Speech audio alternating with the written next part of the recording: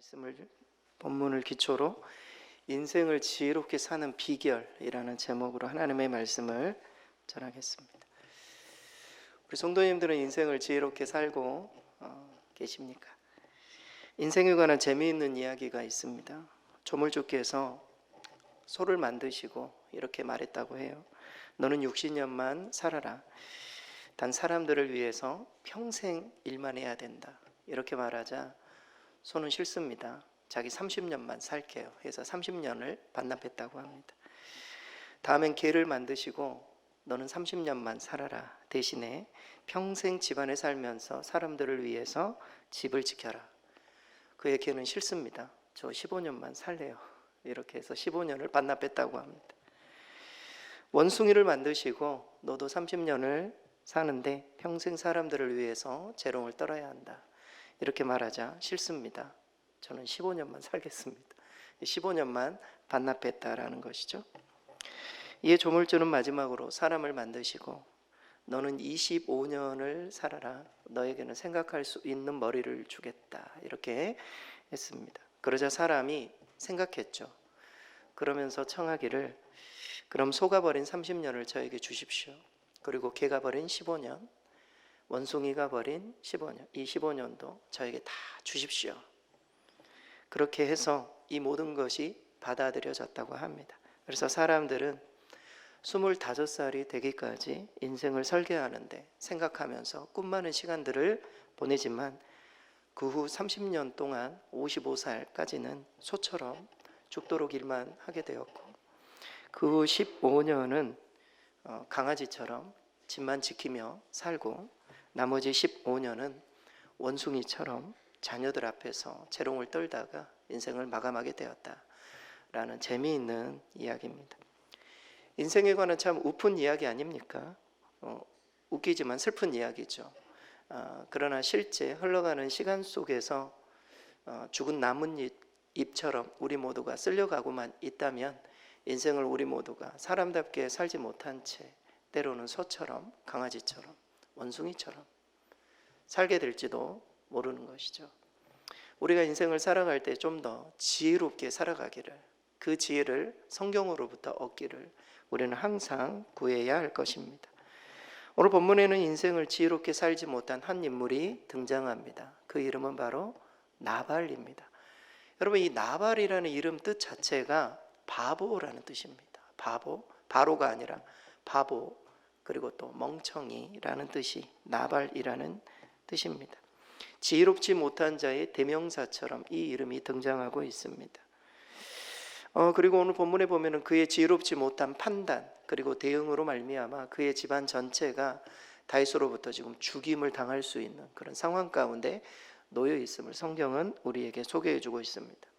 여러분, 오늘 본문의 배경은 이렇습니다. 사무엘이 죽고 난 이후에 다윗은 바란 광야로 내려갑니다. 그런데 그 광야에 살고 있던 이 마온에 거주하고 있었던 그리고 또 갈멜에서 큰 목축업을 하고 있었던 사람이 바로 나발입니다. 다윗은 당시에 왕은 아니었지만 이 주변에 있는 이스라엘의 사람들을 굉장히 보호하고 지켜주는 도망자의 신세였지만 그런 역할들을 감당했습니다. 나발의 목축도 굉장히 많이 도움을 주었습니다. 당시에 근데 양털을 수확한다라는 그런 그 이야기가 들려오기 시작했습니다. 양털을 수확한다는 것은 잔치를 벌인다 이런 의미예요. 그러니 그 잔치 자리에 다윗이 10명의 소년들을 보냈어요. 10명을 보냈다라는 것은 최고의 예우를 갖춘 것입니다. 10명의 소년을 보내서 공손한 태도로 좀 도와달라 이렇게 요청을 합니다. 그러나 나발은 다윗을 철저히 무시합니다. 2세의 아들, 여러분 2세의 아들이라는 당시에는 유행어였어요. 나쁜 의미예요. 사울이 다윗을 낮게 부른 그런 내용이에요. 2세의 아들이 누구냐 이렇게 말하면서 그를 경멸하고 심지어 사울에게서 도망한 종이 이런 표현을 써요. 다윗에게 있어서는 굉장히 상처를 긁는 그런 어떤 말들이죠. 그러면서 다윗을 돕기를 완벽하게 거절합니다. 우린 이 나발의 대응을 통해서 우리는 보다 큰 그림에서 인생을 지혜롭게 살아가는 비결을 찾고자 합니다. 나발이 왜 이렇게 지혜롭지 못하게 행했을까? 그런데 그 이전에 오늘 본문은 사무엘의 죽음을 먼저 소개하고 있습니다. 우리가 여기서부터 좀 시작하기를 원합니다.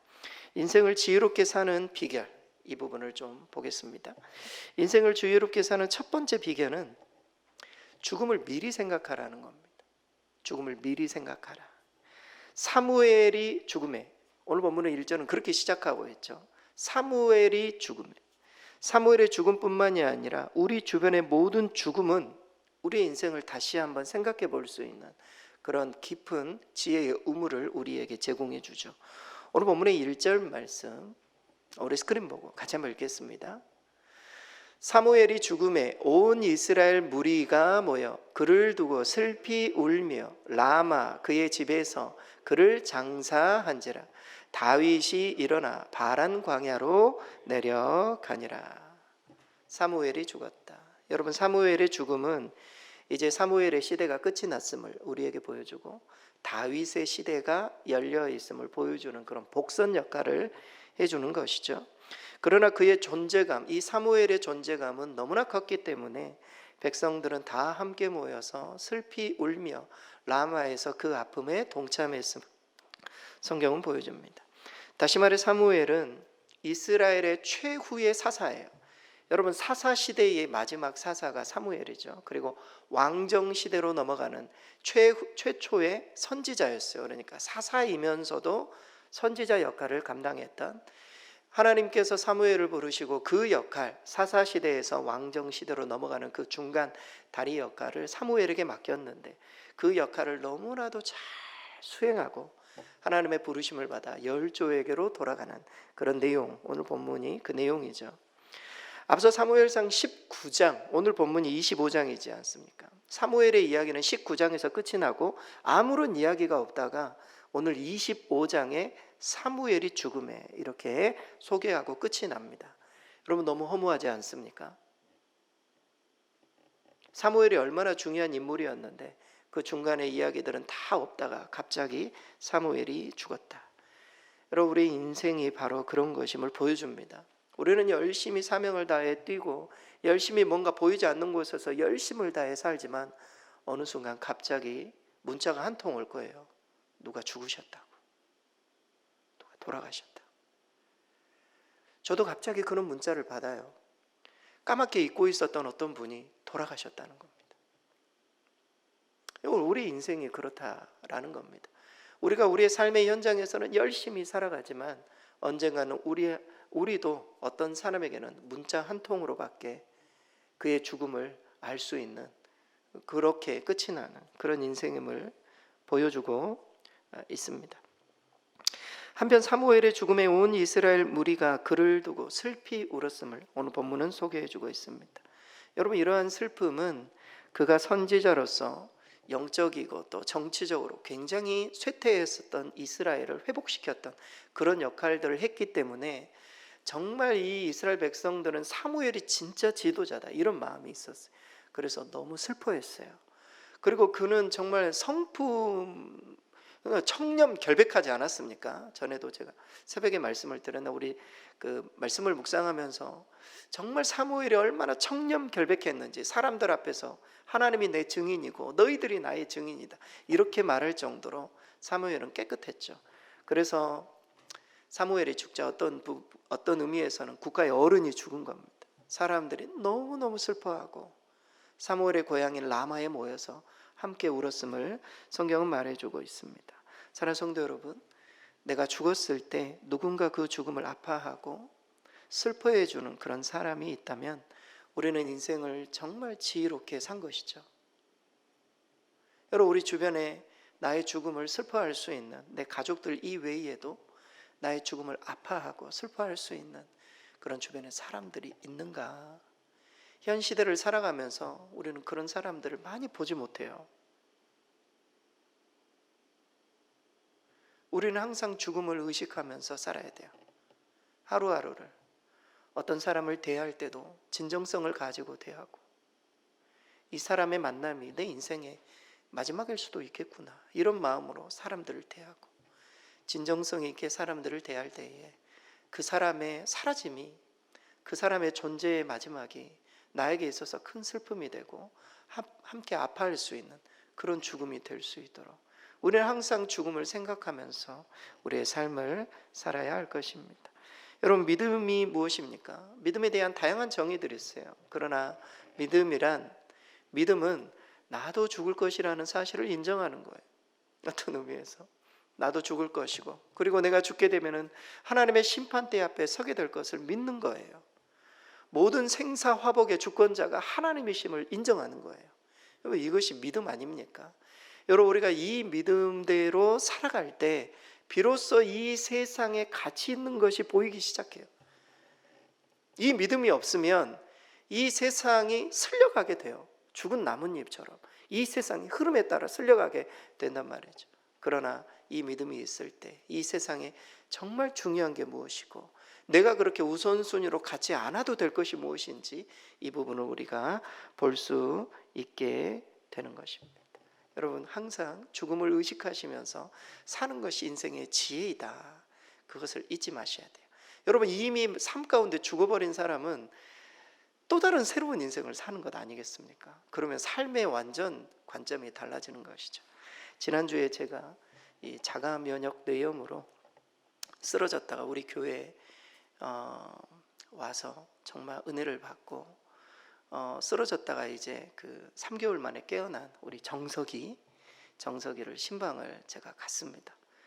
놀랍게도 정상인으로 딱 제 옆에 앉아서 커피를 마셨어요. 너무 놀랍더라고요. 저는 거의 제가 지금까지 우리 교회에 많은 성도들이 중환자실에 있다가 사실 다 돌아가셨어요. 제 주변에 있는 사람들도 중환자실에 있다가 때로는 정말 장애를 안게 되기도 하고 어려운 상황을 겪기도 했는데, 그 중환자실에서 3개월 동안 있었던 아이가 새롭게 깨어나가지고 기적처럼 살아서 제 옆에서 커피를 마시면서 인생을 논하고 있는 이런 모습을 보면서 참 놀라웠어요. 제가 그래서 그 아이한테 그런 이야기를 했어요. 하나님께서 너에게 새로운 생명을 주셨다. 어떤 의미에서 세컨 찬스를 받은 거다. 두 번째 인생은 차원이 다른 삶을 살았으면 좋겠다. 정말 새로운 인생 말이죠. 새로운 삶, 새로운 생각, 새로운 마인드, 새로운 마음으로 사람을 대할 수 있도록 자기가 정말 그렇게 마음이 새로워졌다라는 거예요. 완전히 새로운 인생이 그에게 펼쳐진 것이죠. 여러분, 우리가 죽음을 미리 앞당겨 생각하면 우리는 정말 이 세상에 정말 무엇이 가치 있는 것이고 중요한 것인지 좀 더 깨닫게 되지 않겠습니까? 아무튼 인생을 지혜롭게 사는 첫 번째 비결은 죽음을 미리 앞당겨 생각해 보라는 겁니다. 그래서 이 세상을 진정성 있게 한 사람 한 사람을 대할 때 지혜롭게 살아가는 비결을 갖출 줄 믿습니다. 인생에 대한 두 번째 비결은 참된 통치자를 분별하라는 겁니다. 참된 통치자. 나발의 이야기로 좀 넘어가 보겠습니다. 여러분, 나발이 다윗을 어리석게, 다윗이 보낸 소년들을 어리석게 응대했던 이유가 있어요. 그것은 바로 자신의 참된 보호자가 누구인지를 깨닫지 못했어요. 자기를 지켜주는 사람이 사울이라고 생각한 거예요. 하지만 지금은 전세가 다 역전됐잖아요. 다윗에게 잘해야 될 상황인데 다윗이 누구인지를 몰랐어요. 오늘 본문의 10절 말씀 우리 스크린 보고 같이 한번 읽겠습니다. 나발이 다윗의 사환들에게 대답하여 이르되 다윗은 누구며 이새의 아들은 누구냐? 요즘에 각기 주인에게서 억지로 떠나는 종이 많도다. 앞선 다윗의 요청에 대한 나발의 대답은 한마디로 모욕적이었어요. 두 부분에서 그렇습니다. 오늘 본문의 그 두 부분, 첫째는 다윗은 누구며 이새의 아들은 누구냐?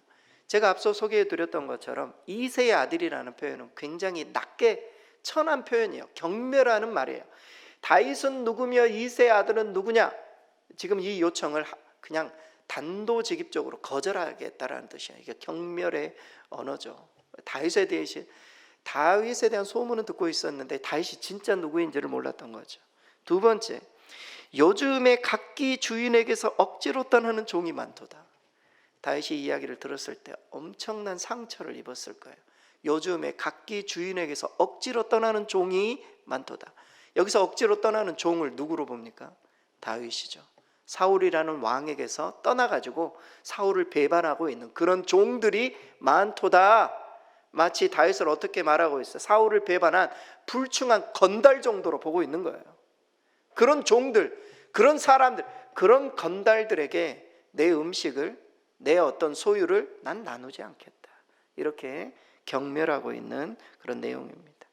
사실 이렇게 말한 배경에는 당시 나발이 살고 있던 이 갈렙이라는 지역이 과거 사울이 아말렉 전투에서 승리해서 그곳에 기념비를 세워놨어요. 그러니까 이 갈멜이라는 이 지역은 사울의 영향권 아래에 있는 지역이에요.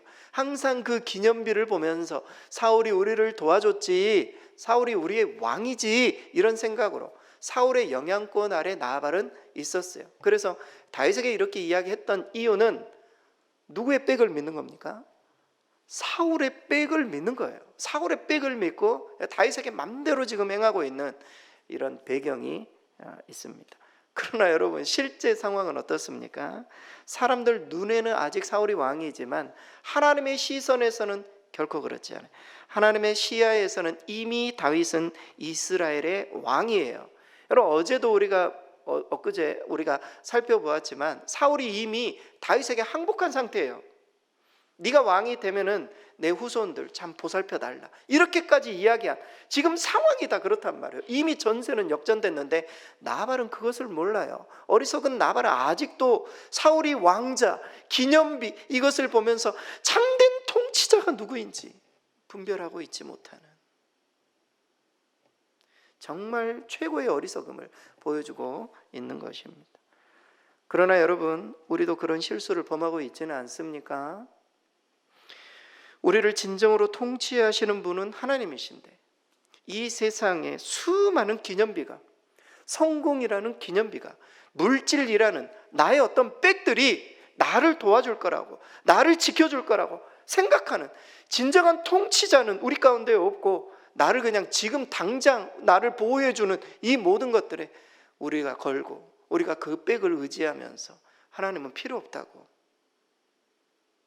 세상 앞에서는 그렇게 인색하지 않지만 하나님 앞에서는 인색한 그런 모습이 우리 가운데 있지는 않는가? 여러분, 참 지혜는 무엇입니까? 참 지혜는 우리의 참된 통치자가 누구인지를 분별하는 거예요. 이것이 바로 참 지혜예요. 여러분, 나발은 그렇지 못했습니다. 하나님의 영이 떠나버린 세상이 아니라 하나님의 영이 함께하는 삼위일체 하나님이 다스리는 그 하나님이 우리 모두의 참된 통치자이자 우리를 다스리는 분이심을 인정하는 것,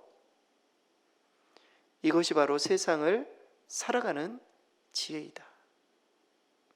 하나님을 우리의 가장 가까운 친구로 모실 때 그것이 참 지혜임을 성경은 우리에게 보여주고 있습니다. 여러분, 제가 어떤 그 조사 기관에서 조사한 결과를 봤는데요, 장수하는 사람과 단명하는 사람들의 차이, 그 사람들의 차이 봤더니 술 담배를 하거나 지위나 어떤 직업, 경제력이나 인간관계 이런 것들도 중요하지만 가장 영향을 주는 것, 그것이 바로 놀랍게도 친구의 수, 주변에 있는 친구의 수, 그리고 친구의 어떤 질, 친구 자체가 많은 것이 아니라 내가 사귀고 있는 그 친구가 어떤 친구인가, 이게 굉장히 중요하대요. 그런 사람이 더 많이 살 수 있다는 거예요. 여러분, 부부가 가장 좋은 친구이면 둘이 같이 오래 살 수 있겠죠. 부부가 아니더라도 내 주변에 있는 내 마음을 헤아려주고 이해해주고 함께해주는 그런 친구가 가까운 곳에 많이 있다면 오래 살 수 있는 그런 가능성이 많다, 이 통계는 이야기를 해줘요. 그러나 우리의 진정한 친구는 누구입니까? 예수님이죠. 우리의 진정한 친구, 참된 통치자. 그래서 그 통계학적으로 말이죠, 가장 장수하는 첫 번째 부류가 성직자 아니겠습니까? 하나님과 더불어 친구를 삼고 살아가는 그런 사람들. 여러분, 아무튼 인생을 지혜롭게 살아가는 두 번째 비결은 참된 통치자를 우리가 분별하는 것입니다. 세상이 우리를 통치하는 것이 아니라 진정한 통치자가 누구인지를 알고 그분께 잘해야지 우리가 참된 지혜를 그곳에서 얻을 수 있다, 또 인생을 더 길게 장수할 수 있다, 이렇게 성경은 말해주고 있습니다. 참된 통치자를 잘 분별하실 수 있기를 바랍니다. 마지막 세 번째, 인생의 마지막 세 번째 지혜의 비결은 섬김의 기회를 놓치지 말라는 겁니다. 나발은 어리석게도 왕이 될 다윗을 섬길 기회, 이것을 놓치고 맙니다. 여러분, 만약에 이 기회에 나발이 다윗을 섬겼다고 생각해 보세요. 나발은 국무총리는 아니라 할지라도 여러분, 다윗이 왕정이 되었을 때 한 자리쯤 차지하지 않았겠습니까? 그 어렵고 힘든 그런 상황 속에 다윗을 도와줬기 때문에. 그러나 그 기회를 놓쳐버렸어요. 오늘 본문의 11절, 우리 스크린 보고 11절 우리 다시 한번 읽겠습니다. 내가 어찌 내 떡과 물과 내 양털 깎는 자를 위하여 잡은 고기를 가져다가 어디서 왔는지도 알지 못하는 자들에게 주겠느냐 한지라. 나발은 이렇게 말합니다. 내 떡과 물과 내 잡은 고기 다 내 거예요. 다 내 거. 이것을 다른 사람, 내가 알지 못하는 사람에게 주지 않겠다, 이렇게 말합니다.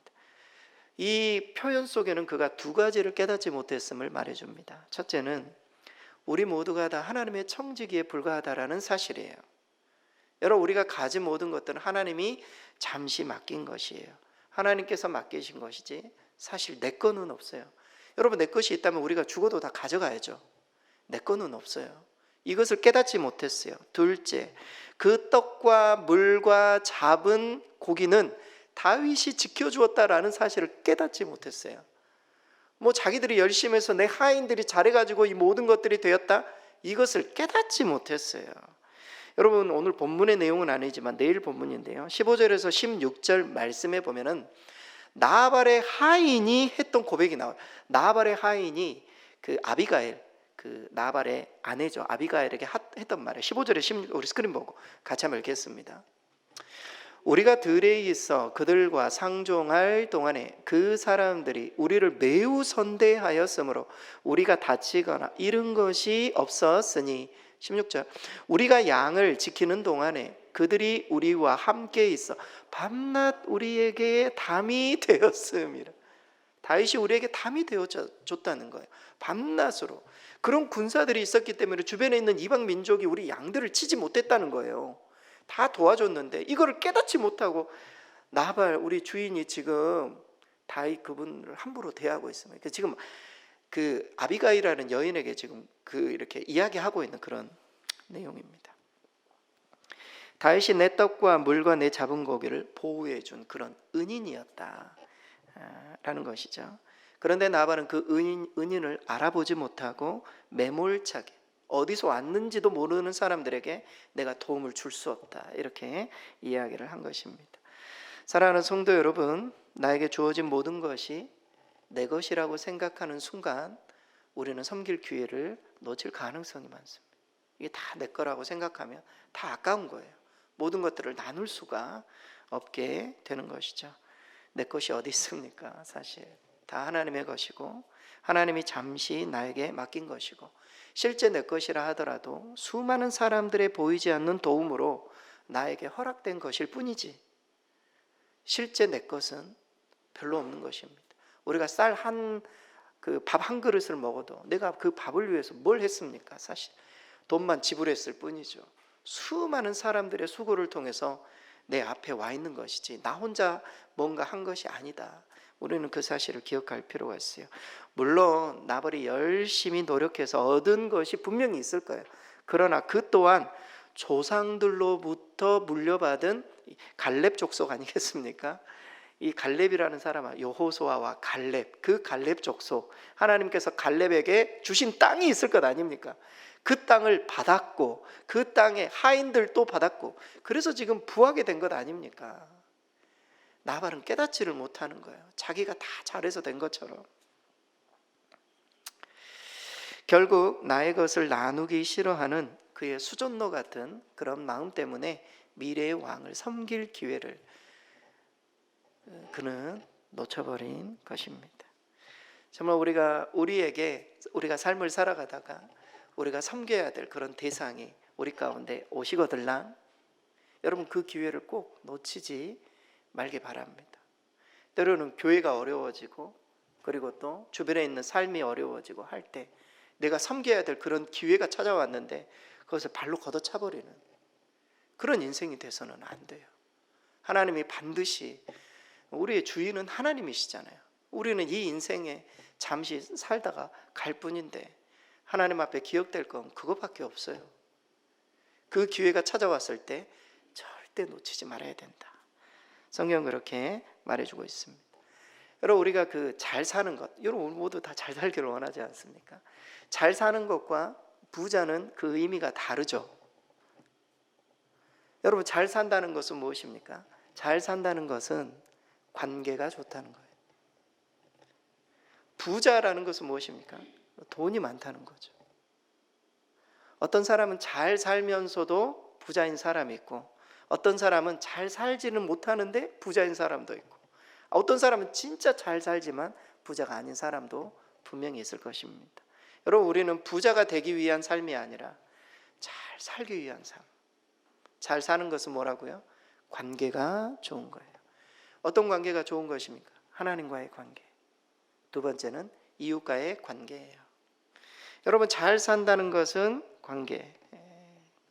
그래서 인생을 지혜롭게 산다는 것은 어떤 의미에서 잘 산다는 것이고, 잘 산다는 것은 관계가 좋은 것이고, 그래서 관계가 좋게 하기 위해, 특별히 이웃과의 관계를 좋게 하기 위해 섬김의 기회가 왔을 때 우리가 그 기회를 놓쳐서는 안 된다. 그런 사람들일수록 더 잘 살 수 있는 그런 축복이 그들의 삶 가운데 더 놓이게 될 것입니다. 결론입니다. 인생을 살아갈 수 있는 비결 3가지 기억하라고요. 설교 내용들 기억을 못해도 좋습니다. 이 3가지는 꼭 기억해서 삶에 꼭 적용하실 수 있기를 바라요. 첫 번째, 죽음을 미리 생각하라. 두 번째, 참된 통치자가 누구인지 분별하라. 그리고 세 번째, 섬김의 기회를 놓치지 말아라. 여기 앉아 계신 우리 모든 성도들, 또 온라인으로 예배 드리시는 우리 모든 성도들 잘 사실 수 있기를 바랍니다. 인생을 지혜롭게 살아서 하나님 앞에 섰을 때 정말 잘 살았구나, 그렇게 칭찬받는 저와 여러분 되실 수 있기를 바랍니다.